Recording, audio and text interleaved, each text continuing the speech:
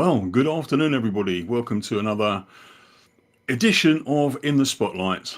These are of the order of 20 minutes long, so aim to be short and punchy. So if you have any questions on the topic, get them in now and I'll pick them up via the comments. And if you think of any questions on the way through, again, do get them in as soon as possible, because the various software streams, etc., they take a long time to get through. So today's topic is the ethics of data, and our expert for today is Nicholas Shearer. Hello, Nicholas. Hi there. How's it So going? it's it's a deliberately short, and it's not misleading, but it's a big topic. So what's really different at the moment about the ethics of data as opposed to what we've had over the past few years, which is the GDPR compliance? That's all people have thought about. So what's happening now, and what are the big issues?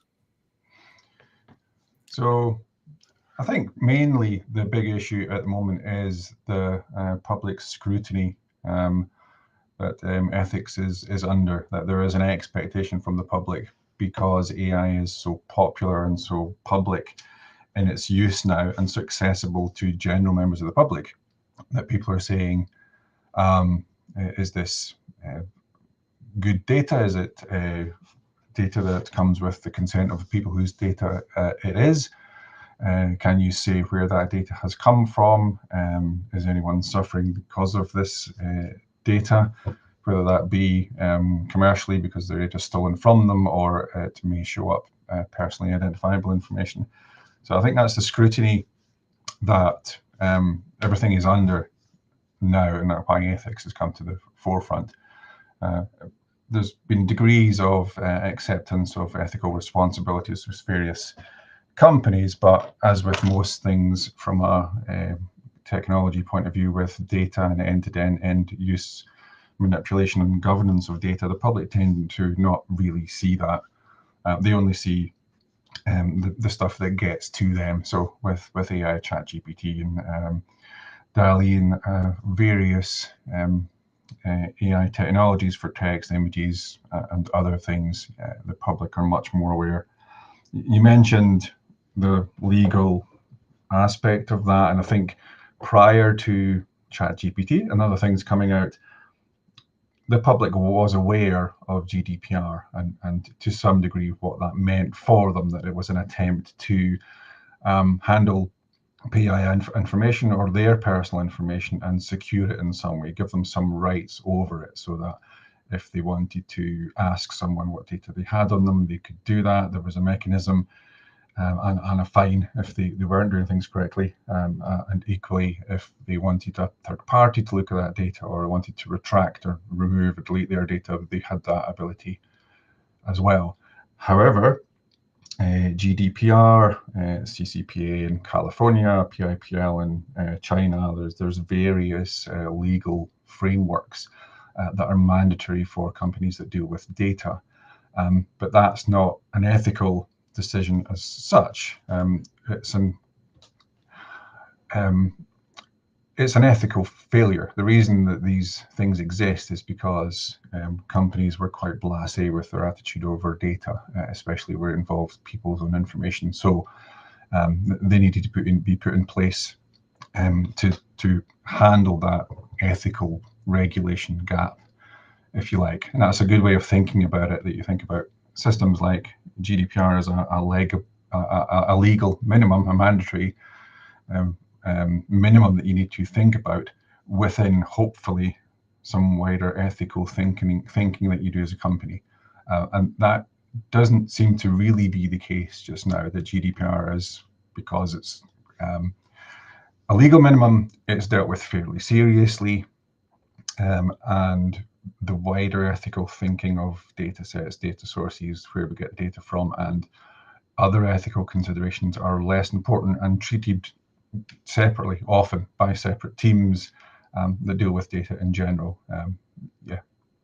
The other thing that just went across my mind was, it's fairly easy if a company has data regarding you, and you want to see it, edit it, remove it, delete it. But what happens with various AIs that are combining data about you to generate new things about you that you don't even know exist? So back to the public visibility of data, when you're talking about GDPR and where it affects the public, it's data that's stored about you that can be, or that is accessible, is recorded, is used for something. And the ethical conversation you have is backed by that legal framework that says, yeah, you need to control this data. As a controller, people need to be able to retract all the rest of it. That's really at the end of the end-to-end data journey, if you like, that you've got that data somewhere that you're using it for your reporting, your advertising, to send them unsolicited emails, whatever it happens to be, and they have a direct link through GDPR enforced mechanisms to make you do something about that where they are not happy. It's very different for AI. We have to take a step away from GDPR conversations and think about data as a whole, that you've got individual data sources for data that's either created internally, that's externally bought in the case of something like ChatGPT and other large language models, it's bought in as a black box. You don't really know how that data was created other than what they tell you. And if there is any information in there that is PII or is proprietary, with the weights assigned to the front end for ChatGPT, for example, you might not be able to get that out, might not be able to get that information back where it's personally identifying individuals, basically. So the bigger question there for ethics of data in AI is looking at the data sources, which is never something that the end user or a member public sees. It's, as a company that deals with large amounts of data, do you have a system to an ethical framework to think about the integrity, the quality, and the consent, and everything around the data sources that you do use? Like I said, whether it's internal, external, or you've bought it in as a large language model, as a present and current example. So in a way, I'm trying to think of an analogy that makes sense to me, maybe to other people. And it's a bit like, so it's a little bit like say the nuclear industry, where we know there's nasty stuff, but we trust the industry to have the procedures and the techniques in place to handle it, but we shouldn't be unduly worried as long as those procedures are in place. Well, that's the thing. I mean, to extend that point, the GDPR front end is where the public really interact with any ethical decision making or understanding around data. They don't see that back end or those back end decisions. So yeah, there's an element of trust that companies are dealing with data ethically. We know that's not the case. Most of the time, the public is aware of what happens and how data is sourced and how it's manipulated and how it's stored and moved, because there's a breach or there's a cyber attack and they don't handle it, or the ICO put in or give them a fine under GDPR rules, that sort of thing. So yeah, there's an element of trust, but there's very little demonstration of why you should trust those companies, and that's whether it's public sector or private sector, or even third sector for charities and so on. So, given that we've recently had Rishi Sunak's AI summit here in the UK or whatever, are people? Well, it seems to me fairly obvious that he didn't really understand the problem anyway. But are those sorts of events going to help people, or are they going to, in some way, scare people? It should scare people a little bit, but there's a huge benefit in the public seeing through mechanisms like GDPR and the fines given out and the chats like the AI Summit and so on.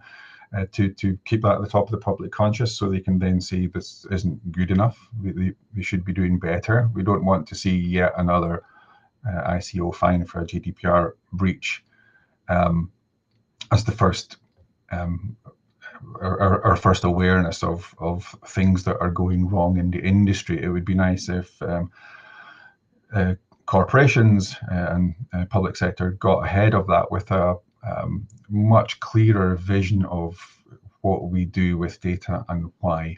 And beyond just PII information, it's always a bit of a misnomer, I think, to concentrate on PII, personally identifiable information within GDPR, because anything can be publicly identifiable. I mean, if you've got the only white car on a particular postcode of 100 houses, then those two data points would be enough to identify you, the postcode and the white car. So you really need to, or it really needs to be obvious to the public that something is done at a company level, at a government level around regulation on data handling in general. And not just for people, for every point of data is going to have a direct or indirect effect on people or customers or staff or someone in society. Otherwise, what's the point of the data? What I want to know is how did you know? How did you know that we had a white car? That's very, very spooky indeed. Yeah, as with all of these things, are there any publicly, I suppose, available examples of who the good guys and bad guys are? Yeah, it's ever changing. You can approach it from, say, ICO fines for GDPR breaches. There's plenty of those. They're very poor at enforcement, but that's the negative, pessimistic side of it. There's companies that do engage with corporate social responsibility or ethical frameworks specifically and publish those. But even with that, sometimes they'll say, well, this is our ethical framework, and you look at it and you find out really it's just coverage for GDPR. It needs to be a bit more. I do need to get a list together of just all the moving parts of that, because I think it's up to me as someone works in this area, I think, to try and encourage companies to be more forthright with what they're doing, so that we can point out to them as technologists in this area that they fall short compared to other companies that are doing it better. So imagine that we knew somebody that had a startup company, and they say, I really want to make sure I get on top of all this. What would they actually need to do? Because we all know about business plans and all the rest of it for the business side of a business. But all of these other things, I mean, now there's so much stuff, corporate social responsibility, and now data. What do people have to do first? I think for me, it's fairly simple. I mean, there's nothing wrong with starting with GDPR, because that explains a lot of the ins and outs of data and handling data. But that really needs to be part of a wider data governance thing. Now, if you're a small company, it doesn't need to be a huge amount of effort with roles assigned to multiple people across multiple disciplines. You just won't have them in a small company. But there needs to be a data governance, some data governance thinking that includes ethical decisions around data quality, data movement, data at rest, etc., that includes or makes easy the GDPR stuff. I'll always say this, but when GDPR came out, a lot of companies complained about how difficult this was going to be to implement, how much it was going to cost them.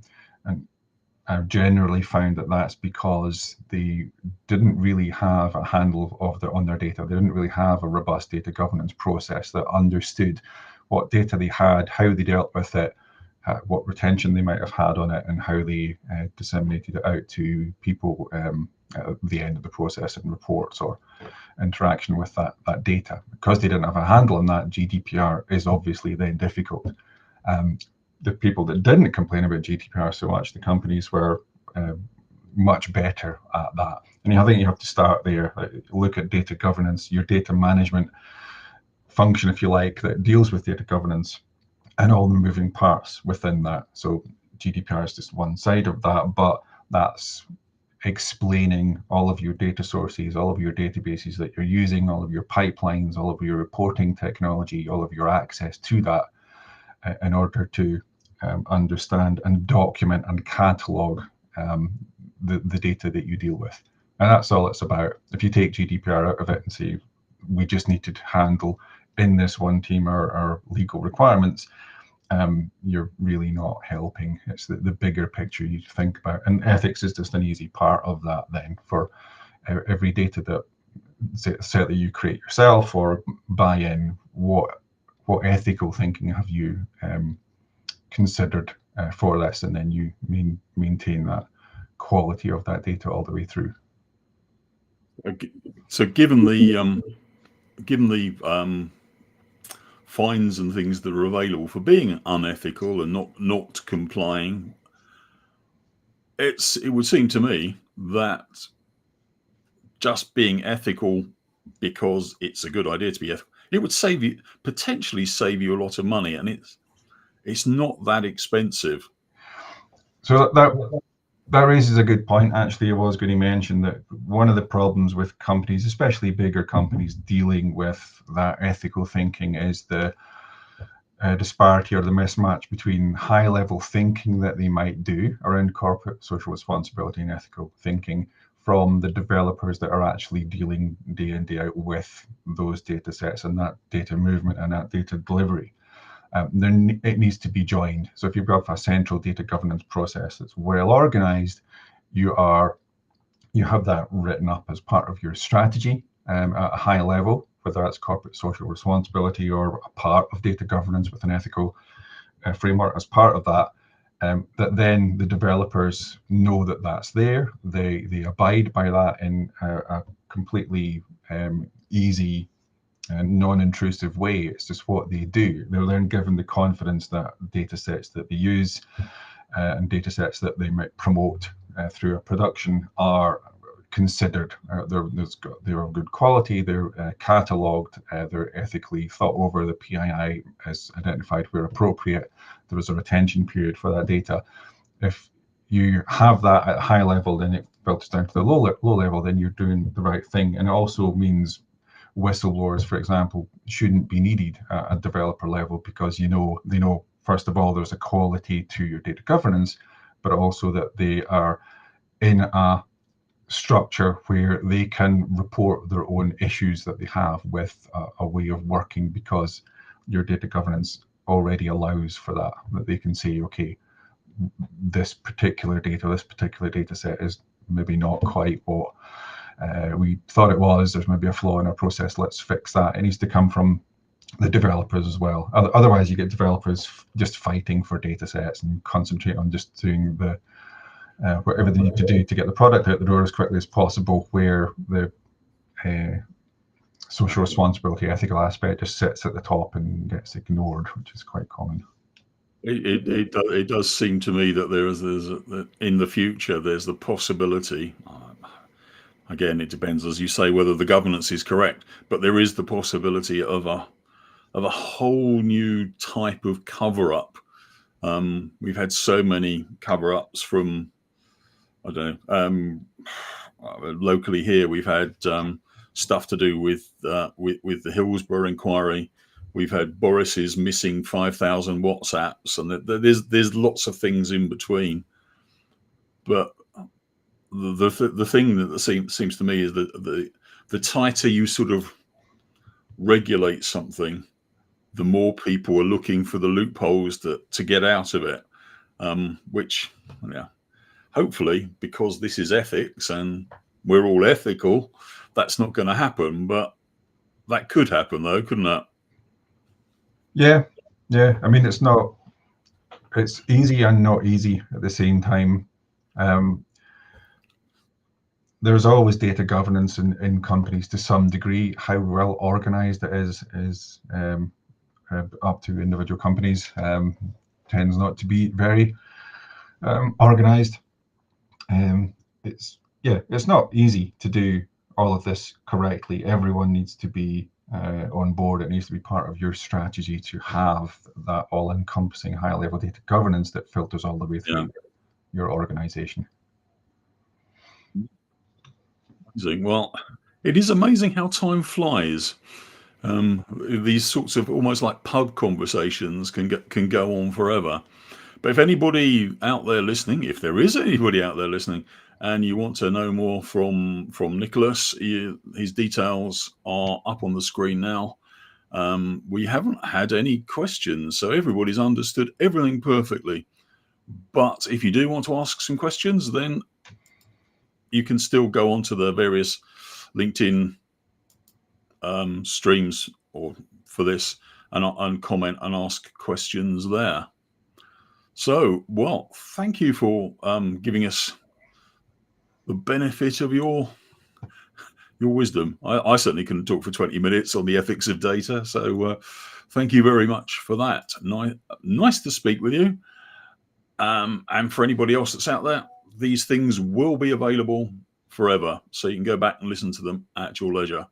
So anyway, thank you once again, Nicholas, for giving up the beginning of your lunchtime anyway. No problem. Okay. Okay, then bye for now.